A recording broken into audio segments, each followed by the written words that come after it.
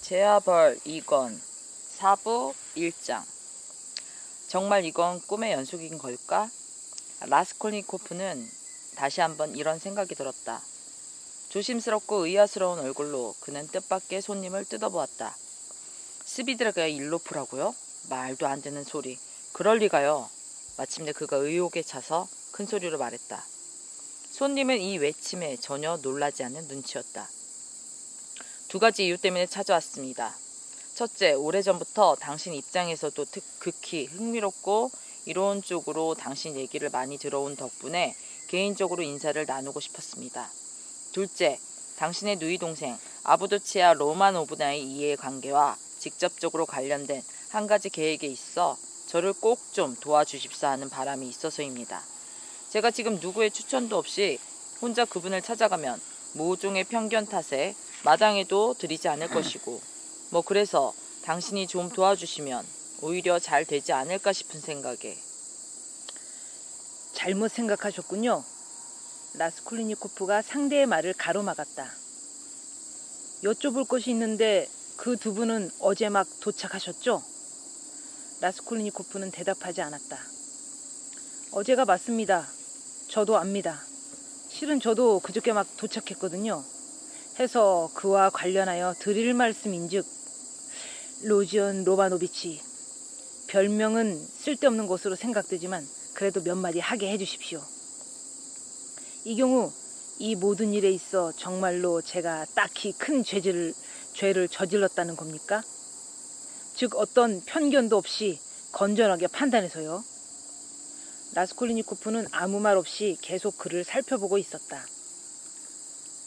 자기 집에 있는 의지할 데 없는 처자의 꽁무니를 쫓아다니고 추잡한 제안을 해서 모욕했다. 이런 것입니까? 아니, 저도 인간이며 고로 인간적인 것이라면 그 어떤 것도 라는 가정만 해봐도 한마디로 저도 유혹에 빠지고 사랑할 수 있다는 것이고 이걸로 모든 것이 가장 자연스럽게 설명되지요. 한데 이 경우 문제의 핵심은 제가 불안당이냐 아니면 저야말로 희생양이냐 하는 데 있습니다. 희생양이라면 어떡합니까? 그 상대가 함께 아메리카 스위스로 도망가자고 제안했을 때 그때 저는 가장 정중한 감정을 품었으며 더군다나 서로의 행복을 일구겠느라고 생각했습니다. 이성이란 열정의 노예가 되기 십상이니까요. 오히려 저 자신을 더 망친 것이 아닌가 싶은걸요. 정말로. 문제는 전혀 그게 아니죠. 혐오스러워하며 라스콜니코프가 말을 가로막았다. 당신 말이 맞든 틀리든 당신은 그냥 역겨운 인간이고 당신과 알고 지내고 싶은 마음도 없으니까 당신을 쫓아내볼게요. 그만 가보시죠. 스비드리가 일로프는 갑자기 웃음을 터뜨렸다. 그나저나 당신은 그나저나 참 여간 내기가 아니시군요. 그는 아주 허심탄회하게 웃으며 말했다. 수작을 좀 부려볼 생각이었는데 이거 원 때마침 정곡을 찌르셨으니. 그런 순간에도 계속 수작을 부리면서 그래서 뭐요? 그래서 어쨌다고요? 스비드레가 일로프가 거리낌 없이 웃으며 같은 말을 반복했다. 사실 이건 이른바 정정당당한 싸움으로서 그래도 가장 양해해 줄 만한 수작이죠. 하지만 어쨌거나 제 말을 가로막으셨군요. 이러나 저러나 또 한 번 주장하거니와 그 정황 사건만 아니었다면 불미스러운 일은 전혀 없었을 겁니다. 마르파 페트로브나도 당신 죽인 셈이라면서요? 라스콜니코프가 거칠게 말을 가로막았다. 그 얘기도 들으셨습니까? 하긴 못 들었을 리가 없지. 없지. 그런 질문에 관해서는 사실 무슨 말을 해야 할지 모르겠지만 여하튼 그 점에 관한 제 양심은 조금도 거리낄 것이 없습니다. 즉 제가 저기 그런 쪽으로 뭘 두려워하리라고는 생각하지 마십시오. 그 일은 전혀 한치의 오차도 없이 완전히 순리대로 일어났습니다. 의학 감정 결과 과식을 한 데다가 포도주를 거의 한 병이나 마신 직후에 목욕을 하는 바람에 뇌졸중이 일어난 것으로 밝혀졌고 그 밖에 다른 것은 전혀 밝혀진 바가 없거든요. 아니, 얼마간 혼자서 속으로 생각한 것이 있는데요.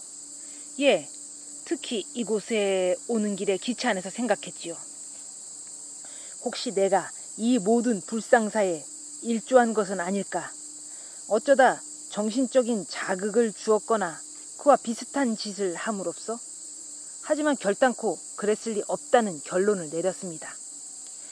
라스콜리니코프는 웃었다. 걱정도 팔자군요. 왜 웃으십니까? 글쎄 생각 좀 해보십시오.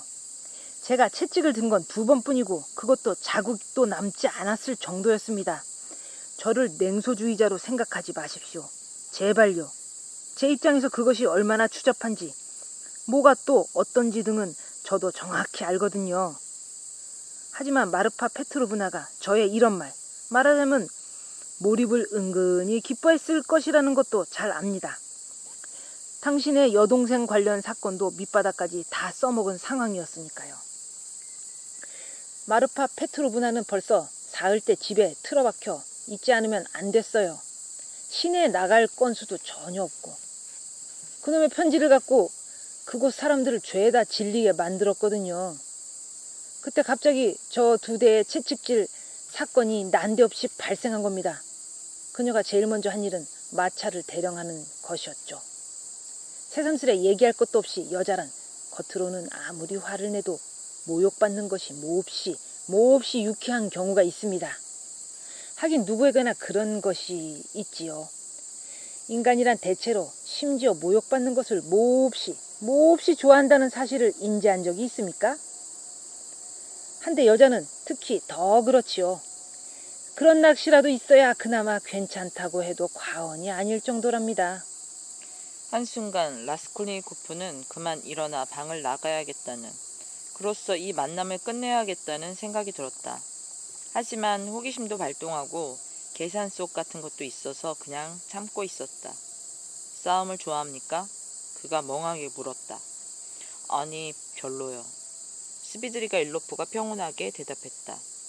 마르파 페트로브나는 거의 싸운 적이 없습니다. 우리는 극히 사이좋게 살았고 그녀는 항상 저에게 만족했지요.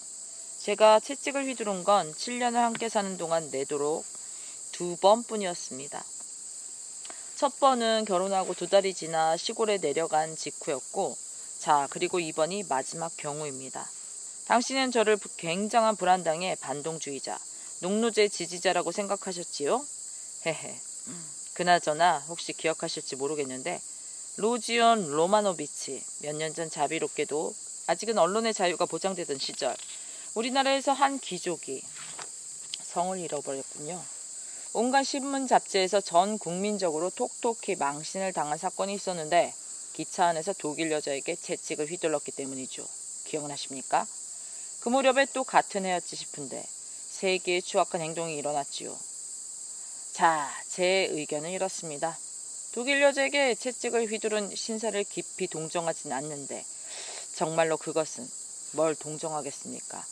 하지만 이참에 꼭 지적해 두어야 할 점이 있는데 저 정도로 도발적인 독일 여자가 덜어 있는 한 단 한 명의 진보주의자도 자기는 그러지 않을 수 있다고 완전히 장담할 수는 없을 것 같습니다.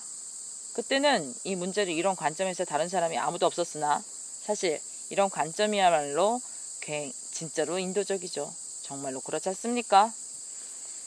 이 말을 하고 스비드리가 일로프는 갑자기 웃음을 터뜨렸다. 라스콜리니코프가 보기에 이자는 뭔가 단단히 결심을 한 것이 있으며 엉큼한 속셈도 있는 것 같았다. 요 며칠 동안 아무하고도 얘기를 나눈 적이 없나 보죠? 그가 물었다. 거의 그렇습니다. 아니, 그래서 제가 성격이 좀 웬만한 사람이라 놀라신 모양이죠? 아니요, 나는 당신이 너무 원만한 사람이라 놀랐습니다. 당신이 무례한 질문을 툭툭 던지는데도 언짢아 하지 않아서 그러시는 겁니까?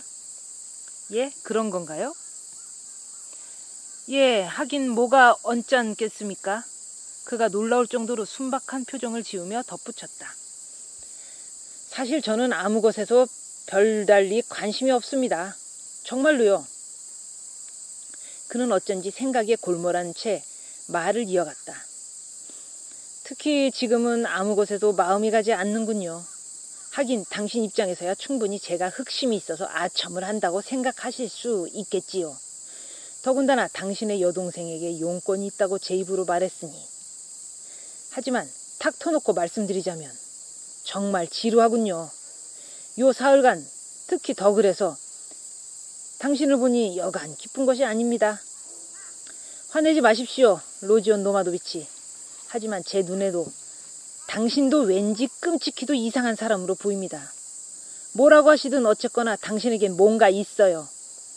그것도 지금 정확히 지금, 즉 딱히 이 순간 말하는 것이 아니라 대체로 지금 그만하렵니다. 그만하죠. 인상 쓰지 마십시오. 저는 당신이 생각하는 것 같이 미련 곰탱이는 아니니까요. 라스콜니코프는 음울한 표정으로 그를 바라보았다.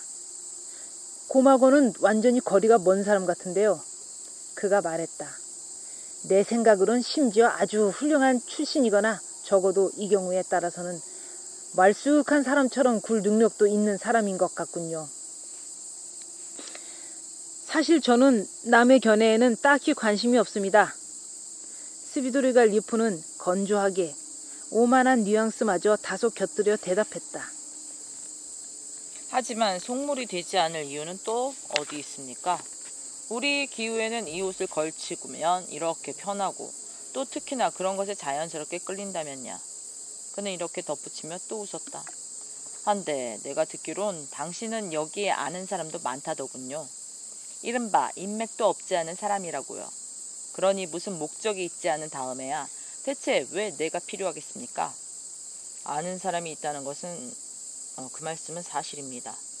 스비드리가 일로프는 핵심적인 부분에는 대답하지 않고 이렇게 말을 받았다. 벌써 덜어 마주치기도 했습니다. 사흘째 빌빌대고 있으니까요. 제가 먼저 알아보기로 하고 저쪽에서 저를 알아보는 것 같기도 하고요. 그야 물론 제가 차림새도 훌륭하고 가난백의 취급을 받을 리도 없지요. 농노해방도 우리는 용케 잘 넘겼답니다. 숲과 침수 목초지가 있으니 수입에도 지장이 없고요. 하지만 저는 그치들한테는 가지 않습니다. 진즉에 실증이 났거든요. 사흘째 이렇게 돌아다녀도 아무에게도 내색하지 않고 그런데 여기 이 도시란 다시 말해 우리나라에 어떻게 이런 도시가 만들어졌을까요? 말씀 좀 해보시죠. 관청 직원들과 별별 신학생들의 도시입니다. 실은 8년 전에도 여기서 빈둥빈둥 허송세월을 보냈는데 그때만 해도 미처 알아차리지 못한 것이 참 많았나 봅니다. 지금은 오직 해부학에만 희망을 걸고 있습니다. 정말로요. 해부학이라니 무슨 말이죠?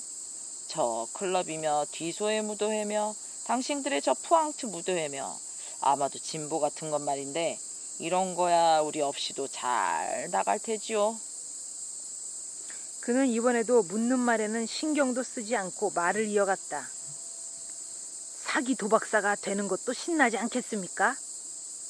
그럼 사기 도박사 노릇도 해봤단 말입니까? 안 해봤을 리가 없지 않습니까? 8년 전쯤이었는데 우리는 날고 뛰는 놈들만 모아놓은 완전히 한 팀이었죠. 그렇게 한때를 보냈습니다. 전부 아시겠죠? 우아한 양반들로서 시인도 있고 자본가도 있었지요. 게다가 대체로 우리 러시아 사회에서 최고로 우아한 양반들은 깨져본 경험이 있는 사람들인데 이 점 인지하셨습니까?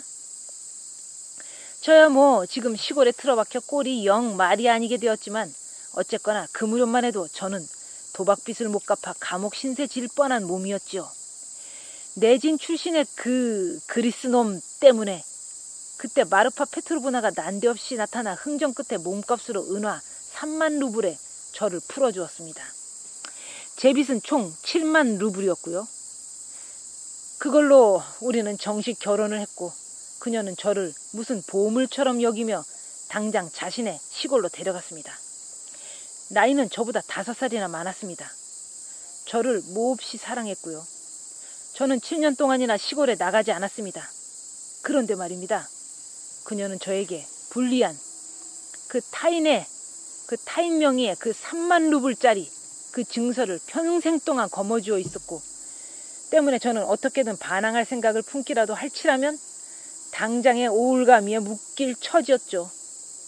충분히 그러고도 남을 여자였거든요. 여자에게는 이 모든 것이 함께 공존하지 않습니까? 만약 그 증서가 아니었더라면 줄행랑을 쳤겠습니까? 어떻게 말씀드려야 할지 모르겠군요. 그 증서는 저를 거의 압박하지 않았습니다. 그냥 아무데도 가고 싶지 않았고, 제가 지루해하는 것을 본 마르파 페트로브나 쪽에서 외국에 좀 나갔다가 오자고 두어 번쯤 권유할 정도였죠. 하지만 뭐하러요? 외국이라면 전에도 가본 적이 있는데 항상 역겹더라고요.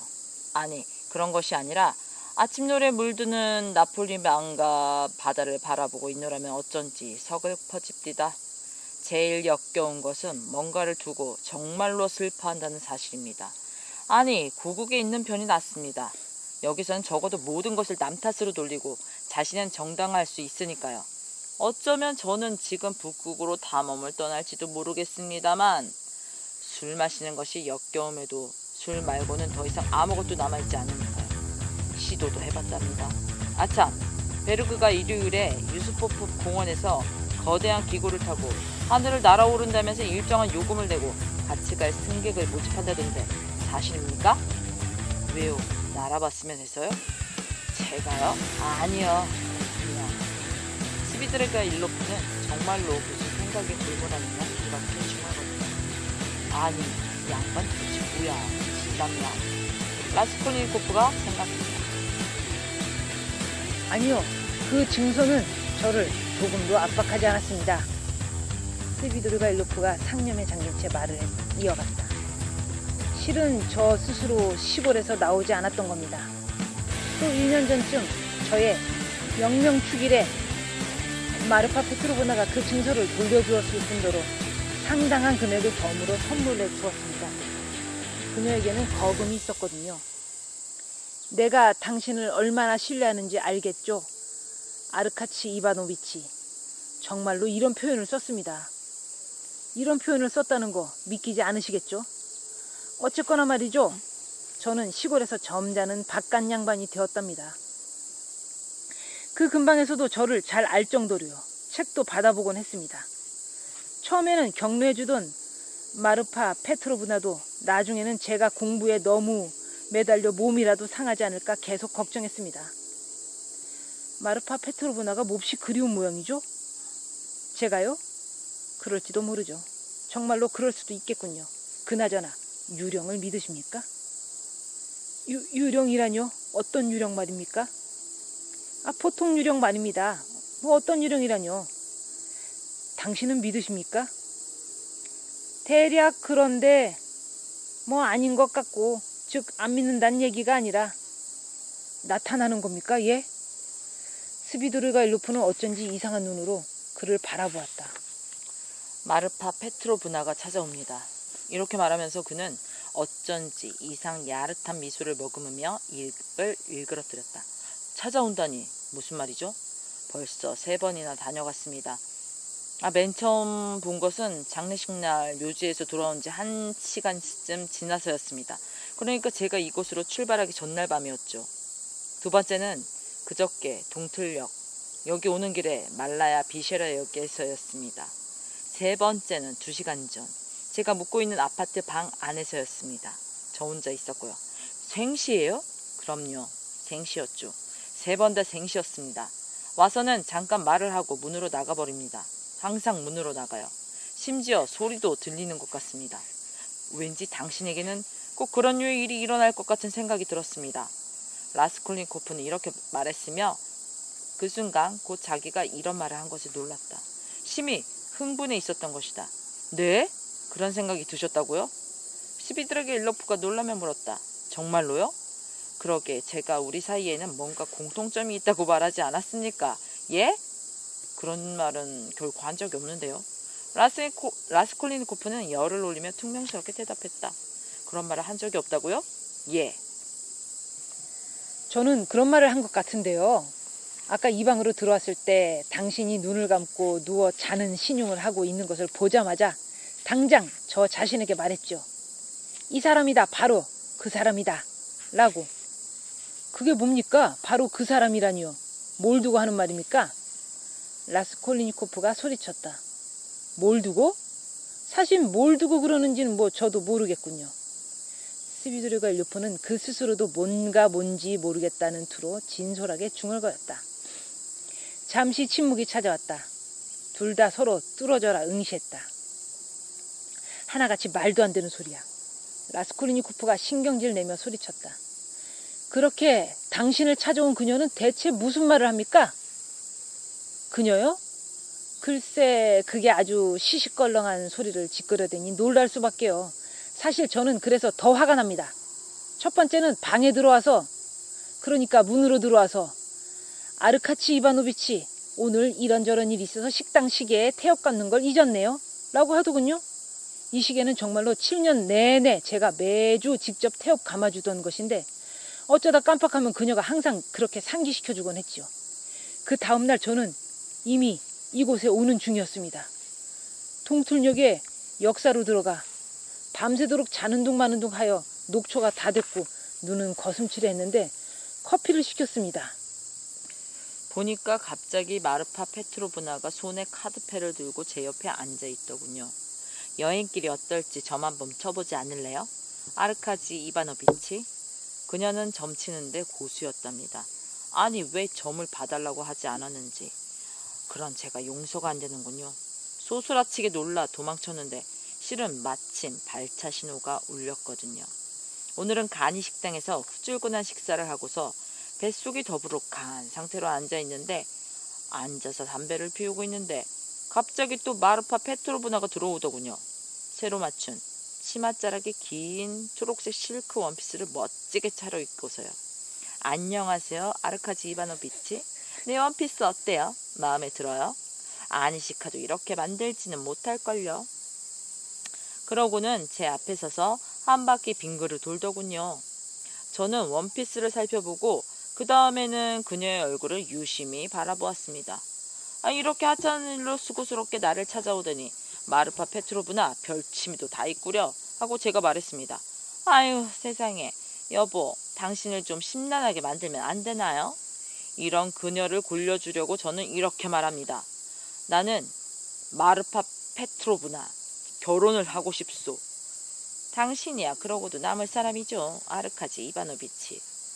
마누라 장례를 치르기가 무섭게 곧장 결혼할 참이라니 나무새스러운 일이에요. 신부감을 잘 고르면 모를까. 안 그러면 나도 잘 알지만 그쪽도 괜히 선남 선녀들의 웃음거리가 될걸요. 그러고는 갑자기 나가버렸는데 꼭 치맛자락이 바스락거리는 것 같더군요. 정말로 얄궂지 않습니까? 예? 하긴 계속 당신이 거짓말을 하는 것일 수도 있지 않습니까? 라스콜리니코프가 응수했다. 저는 거짓말은 좀처럼 하지 않습니다. 스비드르가 일로프는 잠시 생각에 잠긴 채 나머지 질문이 무례했음을 전혀 인지하지 못한 모양으로 대답했다. 예전에는 그 일이 있기 전에 유령을 본 적이 없습니까? 아니요, 본 적이 있습니다. 평생 딱 한 번. 6년 전에 우리 집에 필카라는 종복이 있었습니다. 그의 장례를 치른 직후였는데 그만 깜빡하고서 필카 담배 파이프 하고 소리쳤습니다. 그러자 그가 들어오더니 곧장 제 파이프를 얹혀두고는 선반 쪽으로 가더군요. 저는 앉아서 어라 이 녀석이 나한테 복수하려는구나 하고 생각했습니다. 죽기 전에 저와 심하게 말다툼을 했거든요. 팔꿈치가 너덜너덜한 옷을 걸치고 내 방에 드나들다니 무슨 배짱이야, 썩 꺼져버려 이 망나니 같은 놈. 그러자 몸을 획 돌리고 나가더니 더 이상은 찾아오지 않았습니다. 그때 마르파 페트로브나에게 말하지 않았습니다. 그를 위해 추도식을 할까 싶은 마음도 있었지만 좀 창피하더군요. 의사에게 가보시죠. 오늘은 여기까지. 끝. 나 더 읽는 줄 알았네. 아이고 아니, 좋다. 내가 기억을 해. 의사에게 가보시죠. 여기까지 해야겠다. 아이고 좋다.